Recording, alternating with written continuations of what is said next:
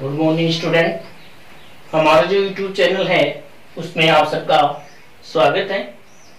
कल जो हमारा जो पिछला पार्ट था उसमें हमने देखा था कि जो लसिका तंत्र के बारे में पढ़ा था। किसके बारे में पढ़ा था? लसिका तंत्र के बारे में पढ़ा था। और जो हमारा लसिका तंत्र है उसमें हमने ये देखा था कि जो लसिका तंत्र है वो किस किस से मिलकर बना है। तो जो ये लसिका तंत्र है उसमें हमने देखा कि ये लसिका वाहिनियां और लसिका पार्व इन तीन चीजों से मिलकर बना होता है, जिसमें हमने लसिका के बारे में पढ़ा, लसिका वाहिनियों के बारे में पढ़ा और लसिका पार्व के बारे में पढ़ा।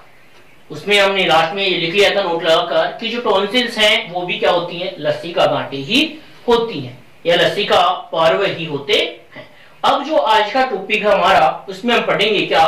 लसिका तंत्र के कार्य। क्या पढ़ेंगे? लसिका तंत्र के कार्य पढ़ेंगे। उसके बाद में हम अन्य जो लसिका जो रुधिर और हमारा लसिका है उसमें हम अंतर पढ़ेंगे और उसके बाद में हम परिसंचरण तंत्र से संबंधित जो रोग हैं, कौन कौन से रोग होते हैं उनके बारे में हम जानकारी प्राप्त करेंगे। तो अब हम देखते हैं लसिका तंत्र के कार्य। तो लसिका तंत्र है क्या? हमारा रक्त और कोशिकाओं के मध्य मध्यस्थ का कार्य करता है। पहली चीज तो ये कि लसिका तंत्र क्या कार्य करता है? लसिका तंत्र रक्त व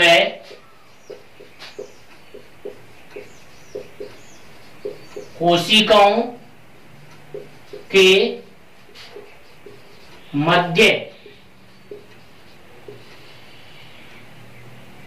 मध्यस्थ का कार्य करता है। मतलब देखना कि ये क्या कार्य कर रहा है, सुनना यहां पर देखना। मान लिया कि ये हमारा क्या है? ये हमारी कोई भी रुधिर वाहिनी है। क्या है? कोई भी रुधिर वाहिनी है और यहां है हमारी कोई भी कोशिका। क्या है ये? कोशिका। और ये हमारा रुधिर वाहिनी है। अब ये इसके संपर्क में नहीं, इसमें क्या प्रवाहित हो रहा है? रक्त प्रवाहित हो रहा है इसमें। अब यहां पर हमारी जो ये कोशिका है ये इसके संपर्क में नहीं, तो यहां से इस रक्त से इसको O2 और पोषक किसे चाहिए? कोशिका को चाहिए। और कोशिका में जो उत्सर्जी पदार्थ बन रहे हैं, कौन? उत्सर्जी पदार्थ बन रहे हैं, उन्हें वापस कहां तक? रक्त तक पहुंचाने का कार्य। वापस कहां तक पहुंचाए? रक्त में पहुंचाए। तो इसके लिए बीच में कोई ना कोई मध्यस्थ चाहिए। कोई ना कोई क्या चाहिए? मध्यस्थ चाहिए जो ये कार्य कर सके, क्योंकि संपर्क में नहीं है तो संपर्क में नहीं तो मध्यस्थ के बिना कोई कार्य नहीं होगा। तो यहाँ पर जो ये मध्यस्थ है, ये बीच में जो मध्यस्थ है वो मध्यस्थ कौन है? यहाँ पर मतलब पोषकों को O2 को कोशिका में पहुंचा रहा है, यहाँ ये पहुंचा रहा है, तो ये कौन है? यहाँ पर लसिका है। कौन है? लसिका है। कौन है? लसिका। तो ये मध्यस्थ का कार्य करता है। कैसे? यहां पर देखा मध्यस्थ का कैसे कि यह रक्त से लिख लेंगे ये चीज जो मैंने यहां बताई हुई कि यह रक्त से ऑक्सीजन और पोषक या अन्य पदार्थों को कहां तक पहुंचाता है? कोशिका में। और कोशिका में बने हुए उत्सर्जी पदार्थों को वापस कहां तक पहुंचाता है? रक्त में पहुंचाने का कार्य करता है। कौन? लसिका। कौन करता है? लसिका। तो इसमें लिखेंगे यह है रक्त से O2 व पोषक पदार्थों को कोशिका तक तथा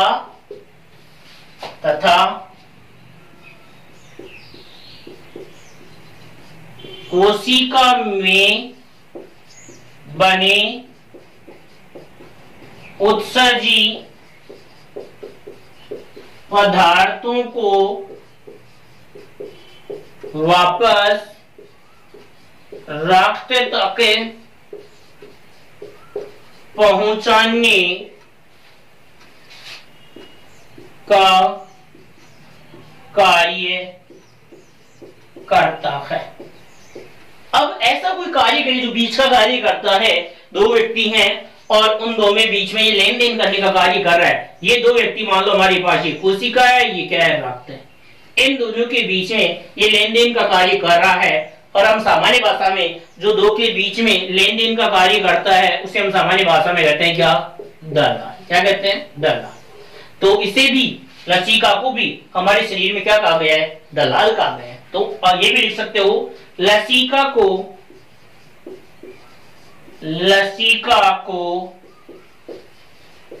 शरीर का दलाल भी कहते हैं। दलाल क्वेश्चन में लिखना, दलाल किसे बोलते हैं? मध्यस्थ को बोलते हैं। किसको बोलते हैं? मध्यस्थ को दलाल भी कहते हैं। क्या कहते हैं? दलाल भी कहते हैं। इसको शरीर का दलाल भी कहते हैं। फिर लसीका तंत्र अवशोषित पोषक पदार्थ विशेष रूप से वसा के परिवहन में सहायक है।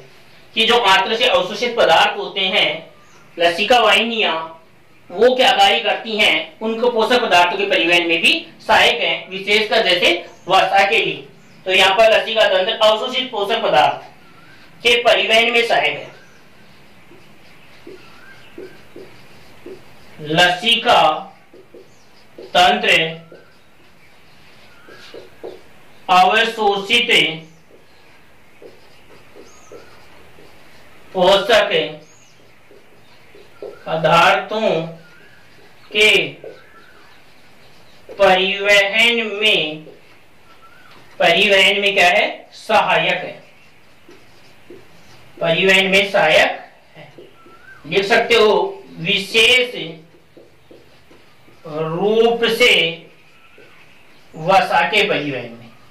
वसा के परिवहन में मतलब विशेष रूप से वसा के परिवहन में। विशेष रूप से किसके परिवहन में बताई गई है? वसा के परिवहन में।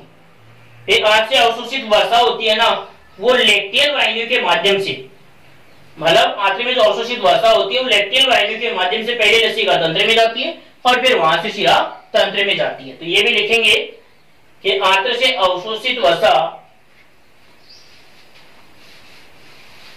आंत्र से अवशोषित वसा पहले लैक्टियल वाहिनियों के माध्यम से,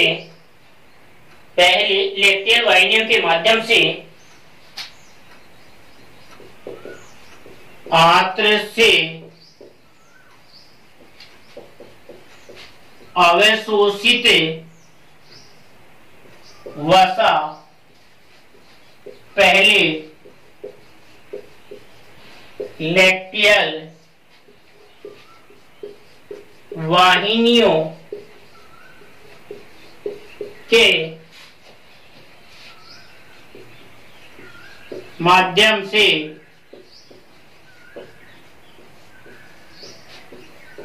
लसीका तंत्र में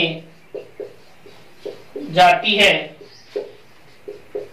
और बाद में शिरा तंत्र में जाती है।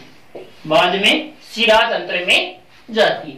मतलब यहाँ पर जो मध्य में लसीका तंत्र में माध्यम से पहले किसमें जा रही है? लसीका तंत्र में। किसके माध्यम से?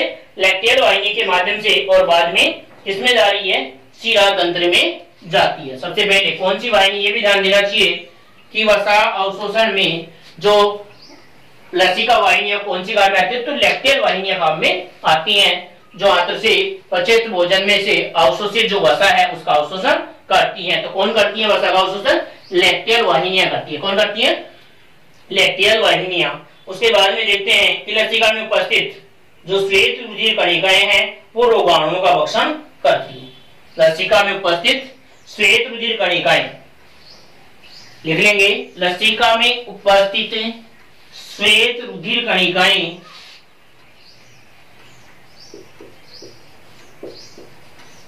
लसीका में उपस्थित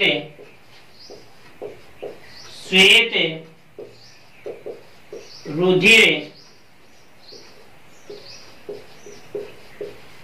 कणिकाएं क्या करती हैं? रोगाणुओं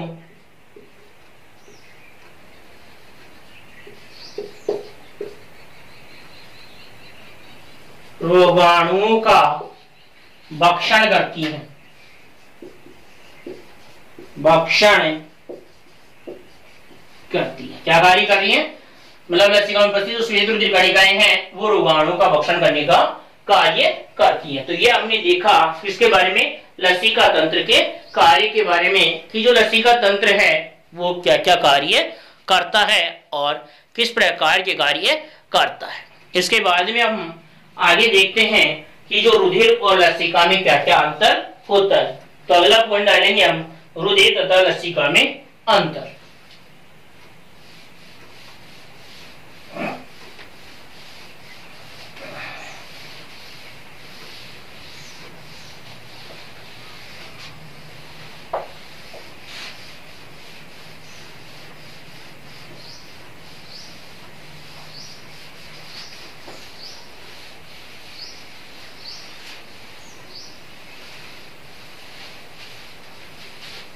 रुधिर तथा लसिका में अंतर। हमारा पॉइंट है रुधिर तथा लसिका में अंतर। रुधिर तथा लसिका में अंतर एक तरफ डालेंगे हम यहां पर रुधिर और दूसरी तरफ डालेंगे हम क्या? लसिका। रुधिर और लसिका, इसको कहते हैं हम ब्लड और इसको कहते हैं लिम्फ। इसको कहते हैं ब्लड और इसको क्या कहते हैं? लिम्फ कहते हैं। अब हम देखेंगे सबसे पहले कि रंग के बारे में देखें तो ये कैसा होता है? लाल रंग का, और ये कैसा होता है? रंगहीन। तो इसमें लिखेंगे यह है लाल रंग का होता है। इसमें लिखेंगे क्या? यह है रंगहीन होता है। लसिका तो रंगीन होता है और ये कैसा होता है? लाल रंग का होता है। फिर देखेंगे क्या कि इसमें आरबीसी पाई जाती है, इसमें आरबीसी नहीं पाई जाती। इसमें आरबीसी पाई जाती है। इसमें लिखेंगे इसमें आरबीसी नहीं पाई जाती है। इसमें आरबीसी पाई जाती हैं और उसमें आरबीसी नहीं पाई जाती हैं। उसके बाद में देखेंगे कि इसमें प्रोटीन की जो मात्रा अधिक होती है, उसमें प्रोटीन की मात्रा कम। इसमें प्रोटीन अधिक मात्रा में पाया जाता है। इसमें लिखेंगे प्रोटीन कम मात्रा में पाया जाता है। इसमें प्रोटीन कम मात्रा में पाया जाता है। इसमें जो प्रोटीन है वो कम मात्रा में होता है और इसमें प्रोटीन ज्यादा मात्रा में पाया जाता है। फिर इसमें पोषक पदार्थ और ऑक्सीजन की मात्रा भी अधिक होती है।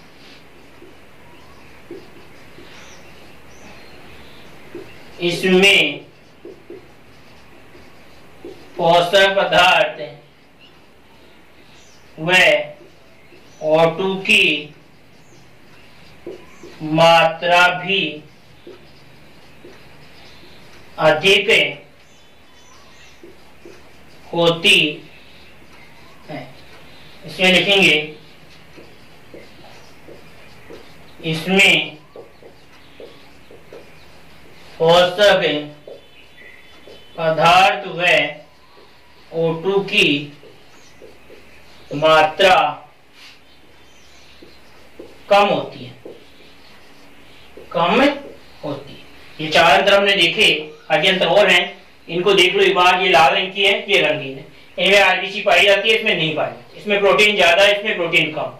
पोषक पदार्थ और ऑक्सीजन ज्यादा, इसमें पोषक पदार्थ और ऑक्सीजन कम। लेकिन अगर हम उत्सर्जित पदार्थों की बात करें तो इसमें उत्सर्जित पदार्थ ज्यादा होंगे, इसमें क्या होंगे, कम होंगे। तो अगले अंतर देखेंगे हम क्या, कि इससे जो सामान्य रुधिर है वो सामान्य तरल संयोजित कहलाता है। रुधिर क्या है, सामान्य तरल संयोजित है।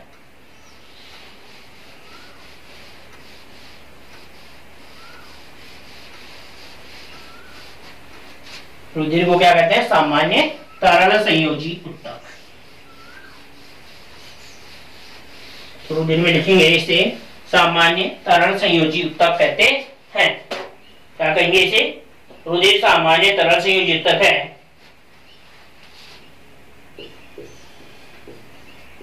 रुधिर सामान्य तरल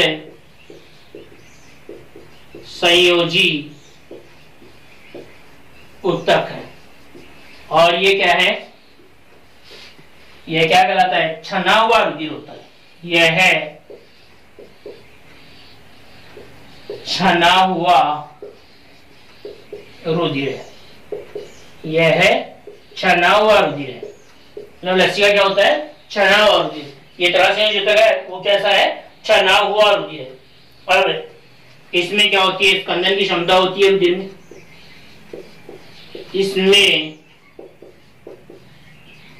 स्कंदन की क्षमता होती है, इसमें स्कंदन की क्षमता होती है। और इसमें क्या लिखेंगे, इसमें स्कंदन की क्षमता नहीं होती है, नहीं होती। फिर स्कंदन की क्षमता के लिए क्या चाहिए, प्लेटलेट्स। इसमें स्कंदन की क्षमता नहीं है, इसका मतलब इसमें प्लेटलेट्स नहीं पाई जाती। इसमें स्कंदन की क्षमता होती है, इसका मतलब इसमें क्या पाई जाती है, प्लेटलेट्स पाई जाती है। तो अगले अंतर में लिखेंगे, इसमें प्लेटलेट्स पाई जाती है। इसमें क्या लिखेंगे, इसमें प्लेटलेट्स नहीं पाई जाती है। इसमें प्लेटलेट्स नहीं पाई जाती हैं, मतलब रुधिर है वो सामान्य तरह से युक्त है, ये छना हुआ रुधिर है। इसमें स्कंदन की क्षमता नहीं होती है शरीर में तो, और इसमें स्कंदन की क्षमता नहीं होती। क्यों, क्योंकि इसमें प्लेटलेट्स पाई जाती है, इसमें प्लेटलेट्स नहीं पाई जाती। क्यों, क्योंकि स्कंदन करने वाली जो कोशिकाएं होती हैं वो कोशिकाएं कौन सी होती हैं, प्लेटलेट्स ही होती हैं। कौन सी होती हैं, प्लेटलेट्स ही होती हैं। तो ये हमारा हो गया रुधिर और लसिका में अंतर। क्या हुआ, रुधिर और लसिका में अंतर। अब हम आगे चलते हैं कि जो हमारा परिसंचरण तंत्र है उससे संबंधित हम रोगों के बारे में पढ़ते हैं। उससे संबंधित क्या पढ़ते हैं, रोगों के बारे में पढ़ते हैं। तो अगला जो टॉपिक है ये लिख लिया, तो आगे हम डालेंगे टॉपिक हृदय एवं परिसंचरण तंत्र संबंधी रोग।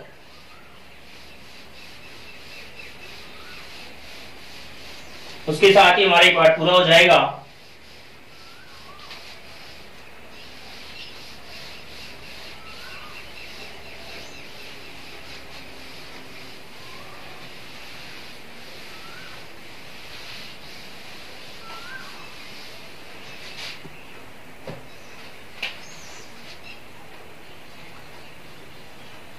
हृदय एवं परिसंचरण तंत्र संबंधी रोग। संबंधी रोग, परिसंचरण तंत्र संबंधी रोग। मतलब हृदय और परिसंचरण तंत्र में कौन कौन से रोग हैं, उन रोगों के बारे में हम क्या करेंगे, अध्ययन करेंगे। हृदय परिसंचरण तंत्र से संबंधित कौन कौन से रोग हैं उनके बारे में हम चर्चा करेंगे उसमें सबसे पहले आता है हमारा उच्च रक्तचाप। पहला रोग आता है उच्च रक्तचाप, और उस में इसको लिख सकते हैं हाइपरटेंशन। क्या बोलते हैं इसको? हाइपरटेंशन। उच्च रक्तचाप सुनना, ये होता क्या है वो देखना। देखो, सामान्य जो मनुष्य का रक्त दाब होता है वो 120 mm Hg से 80 mm Hg होता है। कितना होता है? जिसको हम ये बोलते हैं 120/80 mm Hg। mm मिलीमीटर है, Hg मतलब पारे के दाब के बराबर। ये जो है वो सामान्य मनुष्य का रक्त दाब है। क्या है? सामान्य मनुष्य का रक्त दाब। सामान्य मनुष्य का रक्त दाब कितना होता है? 120 से 80 mm Hg। अगर ये बढ़ करके क्या हो जाए 140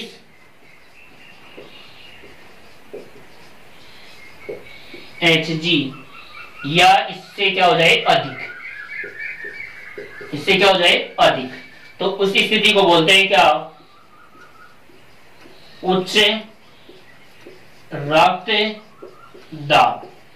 क्या बोलते हैं उसको? उच्च रक्त दाब, हाई ब्लड प्रेशर या हाई बीपी जिसको बोलते हैं। उच्च बीपी, जैसे कहते हैं ज्यादा बीपी हो गई, ब्लड प्रेशर ज्यादा हो गया, उच्च रक्तदाब हो गया, तो वो कौन सा होता है? ये स्थिति आ जाती है तो उसे बोलते हैं हम उच्च रक्तदाब। लेकिन यहां देख रहे हैं उच्च रक्तचाप, दाब नहीं है, क्या है? चाप है। तो इसका मतलब क्या है कि अगर व्यक्ति में लंबे समय तक, अगर व्यक्ति में क्या हो, लंबे समय तक, ज्यादा समय तक उच्च रक्तदाब की स्थिति बनी रहे तो उसे ही हम क्या कहते हैं? उच्च रक्तचाप कहते हैं। उसे हम क्या कहते हैं? उच्च रक्तचाप कहते हैं। ये सामान्यतः मनुष्य का रक्तदाब कितना होता है? 120/80 mm Hg या इससे थोड़ा बहुत कम ज्यादा होता है। लेकिन अगर यह रक्तदाब क्या हो जाए 140/90 mm Hg या इससे अधिक हो जाए तो उस स्थिति को हम कहते हैं उच्च रक्तदाब। क्या कहते हैं उस स्थिति को? उच्च रक्तदाब कहते हैं। और अगर ये उच्च रक्तदाब की स्थिति व्यक्ति में लंबे समय तक बनी रही, अगर यह उच्च रक्तदाब की स्थिति व्यक्ति में लंबे समय तक बनी रही तो उस स्थिति को क्या कहते हैं? उच्च रक्तचाप कहते हैं। उस स्थिति को क्या कहते हैं? उच्च रक्तचाप कहते हैं। और इसका जो प्रतिकूल प्रभाव है हृदय, मस्तिष्क और वृक्कों पर। किस पर? हृदय पर,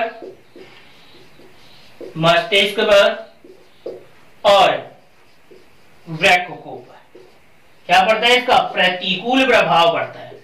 प्रतिकूल प्रभाव पड़ता है मतलब विपरीत प्रभाव पड़ता है।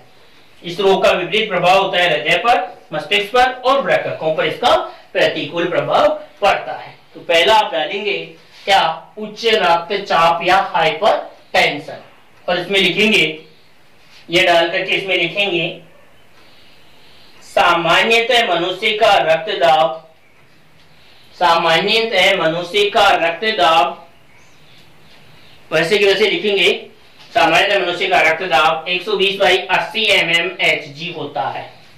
120/80 mm Hg होता है, Hg होता है।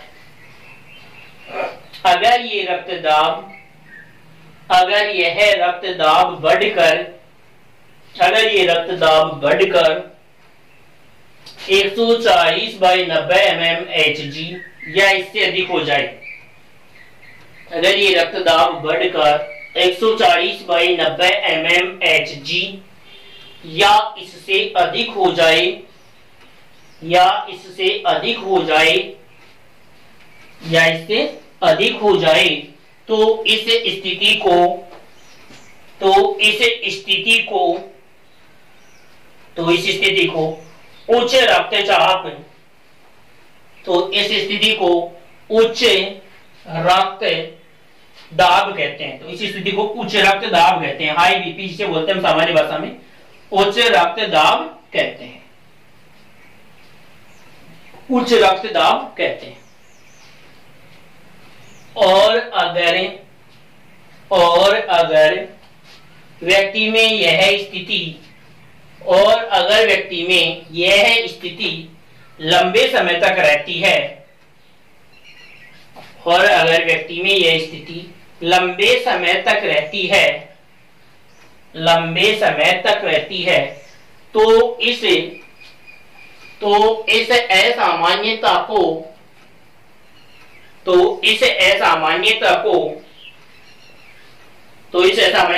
उच्च रक्तचाप या हाइपरटेंशन कहते हैं।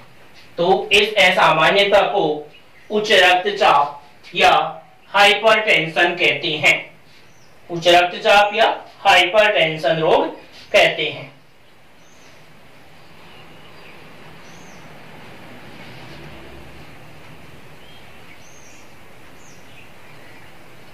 हाइपरटेंशन कहते हैं। इस रोग में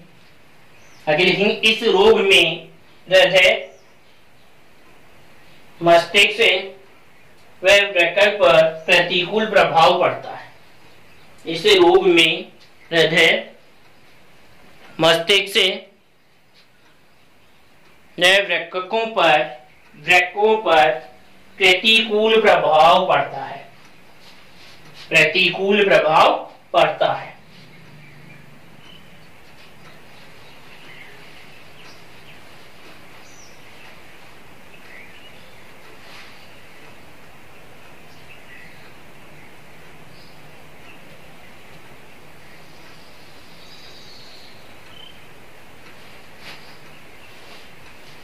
अब देखते हैं हम अगला दूसरा रोग है हृदय धमनी रोग। हृदय धमनी, तो हृदय धमनी क्या है कि हृदय की पेशियों को जो रक्त पहुंचाने वाली धमनियां हैं, हृदय की पेशियों को जो रक्त पहुंचाने वाली धमनियां हैं, उनकी गुहा में कैल्शियम या अन्य लवणों के जमा हो जाने से उनकी गुहा क्या हो जाती है, सक्रिय हो जाती है, और उन्हें जो रक्त की आपूर्ति है वो सही प्रकार से नहीं होती है। उस असामान्यता को क्या बोलते हैं, हृदय धमनी रोग कहते हैं। क्या बोलते हैं, हृदय धमनी रोग, कोरोनरी आर्टरी डिजीज, मतलब CAD, हृदय धमनी रोग। दूसरा रोग है हृदय धमनी रोग, हृदय धमनी रोग, हृदय धमनी रोग। इसमें हृदय धमनी रोग में क्या लिखेंगे हम कि ये रोग जो है उसका दूसरा नाम है एथीरोस्क्लेरोसिस, एथीरोस्क्लेरोसिस।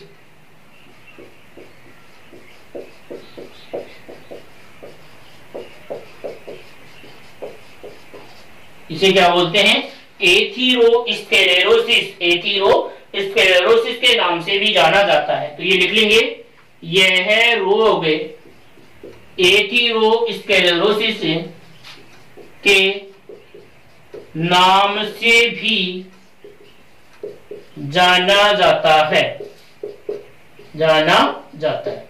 ये रोग जो है वो एथीरोस्क्लेरोसिस के नाम से भी जाना जाता है। होता क्या है इस रोग में कि इस रोग में हृदय पेशियों को रक्त पहुंचाने वाली जो धमनियां, हृदय की जो पेशियां हैं, हृदय पेशियों को रक्त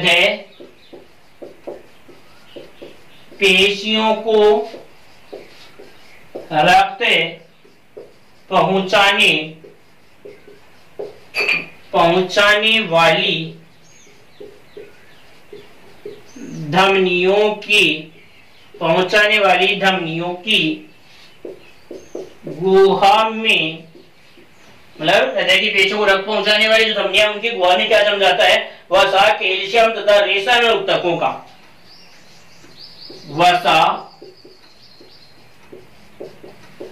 कैल्शियम तथा रेशम उत्तकों का जमाव हो जाता है, जमाव हो जाता है, जिससे इनकी गुहा सक्रिय हो जाती है, गुहा सक्रिय हो जाती है। यही है हमारा कौन सा रोग? हृदय धमनी रोग। हृदय धमनी रोग है, उसको एथेरोस्क्लेरोसिस के नाम से भी जाना जाता है। और इसमें हृदय पेशियों को जो रक्त पहुंचाने वाली धमनी है उसकी गुहा में क्या वसा, कैल्शियम और रेशा में उत्तक जम जाते हैं, जिसके कारण उनकी गुहा कैसी हो जाती है? सक्रिय हो जाती है और हृदय की पेशियों को सही मात्रा में रक्त नहीं पहुंचता। इसे बोलते हैं हृदय धमनी रोग। क्या बोलते हैं इसे? हृदय धमनी रोग। अगला आता है हमारा हृदयपात। कौन सा आता है? हृदयपात। और एक होता है हृदय घात। देखो, हृदयपात और हृदय घात। अगला जो रोग है हमारा तीसरा, ये लिख लिया सभी ने, तो अगला हम देखते हैं हृदयपात।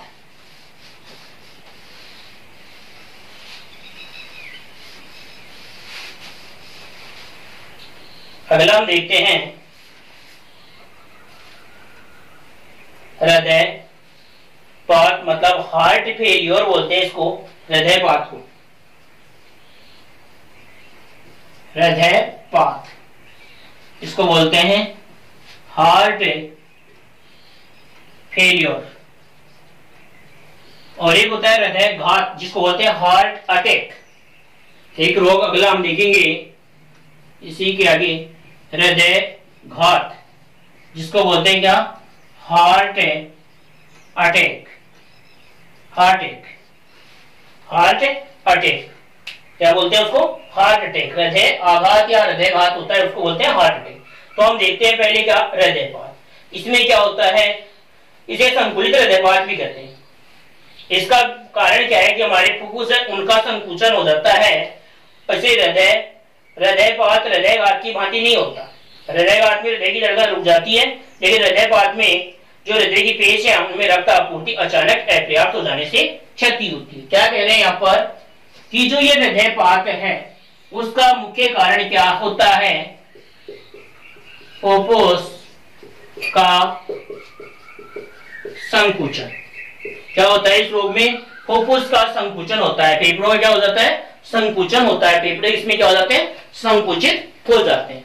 और ये हृदयघात की भांति नहीं होता, क्योंकि हृदयघात में तो हृदय कार्य करना बंद कर देता है, बल्कि इस रोग में क्या होता है कि जो हमारी हृदय की पेशियां हैं उन पेशियों को रक्त की जो आपूर्ति है वो पर्याप्त मात्रा में नहीं होती और हमारा जो हृदय है वो क्या कार्य सही तरह से नहीं कर पाता है और हमारे शरीर के विभिन्न अंगों में रक्त को सही तरह से प्रवाहित नहीं कर पाता है। इसलिए हम इसे बोलते हैं कौन सा? हृदयपात कहते हैं इसको। तो इसका कारण तो क्या है? फुफ्फुस का संकुचन होना है। और इसमें होता क्या है कि ये हृदयघात की भांति नहीं होता है।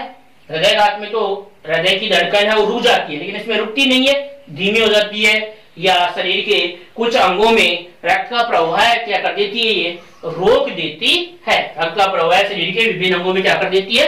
रोक देती है। तो ये हो गया हमारा। अब दूसरा हम हार्ट अटैक देखें, हृदयघात देखें, तो इसमें क्या होता है? इस रोग में देखना कि जो हृदय पेशियां हैं उन्हें पर्याप्त मात्रा में क्या नहीं मिलती? ऑक्सीजन नहीं मिलती। क्या नहीं मिलती? ऑक्सीजन नहीं मिलती और उनमें अनॉक्सी शोषण होने लगता है, जिसमें उनकी पेशियों में क्या होता है? ऐंठन हो जाता है और इस रोग में हमें सीने में तेजी से क्या होता है? दर्द होता है। अगर ये स्थिति लंबे समय तक रहती है तो हृदय की पेशियां क्या हो जाती हैं? मृत हो जाती हैं। हृदय की पेशियां क्या हो जाती हैं? मृत हो जाती हैं और जो हमारा हृदय है वो क्या करना? कार्य करना बंद कर देता है और उसके साथ ही व्यक्ति की क्या हो जाती है? मृत्यु हो जाती है। तो ये तो हुआ हृदयघात जो मृत्यु का कारण है। इसमें क्या हो जाती है? मृत्यु होती है और इसमें मृत्यु नहीं होती है। इसमें मृत्यु होती है। इसमें क्या होता है कि हृदय की पेशियों में, इसमें तो क्या होता है? हृदय की पेशियों में पर्याप्त रक्त ही नहीं मिलता। इसमें क्या नहीं मिलती? पर्याप्त ऑक्सीजन नहीं मिलती, इसलिए उनमें ऐंठन हो जाती है, सीने में तेजी से दर्द होने लगता है। अगर ये स्थिति लंबे समय तक रहती है तो हृदय की पेशियां मृत होती हैं। पहले हृदय की पेशियां मृत होती हैं और मृत होते ही जो हमारा हृदय होता है वो हृदय कार्य करना क्या कर देता है? बंद कर देता है और उसके कारण व्यक्ति की क्या हो जाती है? मृत्यु हो जाती है। तो ये हमारा कौन सा रोग हुआ? हृदयघात रोग हुआ। कौन सा रोग हुआ? हृदयघात रोग। तो इस प्रकार से हमारे जो रोग हैं उसके बारे में हमने देखा, ये मुख्य रोगों के बारे में, और भी इससे संबंधित बहुत सारे रोग और हैं। तो आगे हम जो हमारा अगला पार्ट देखेंगे उसमें अगर कुछ इसमें महत्वपूर्ण रोग होंगे तो उनके बारे में बताएंगे, और उसके बाद में हम अगला नया चैप्टर लेकर आएंगे। ये जो हमारा चैप्टर था वो आज यहीं पर क्या हुआ, समाप्त हुआ। इससे संबंधित हम कुछ प्रश्न भी देंगे आपको, जो किस प्रकार से आए हुए हैं वो भी, लेकिन आप इन सबको अच्छी तरह से तैयार कर लें। ये जो हमारा चैप्टर था वो आज पूरा हो गया है। जय हिंद, जय भारत।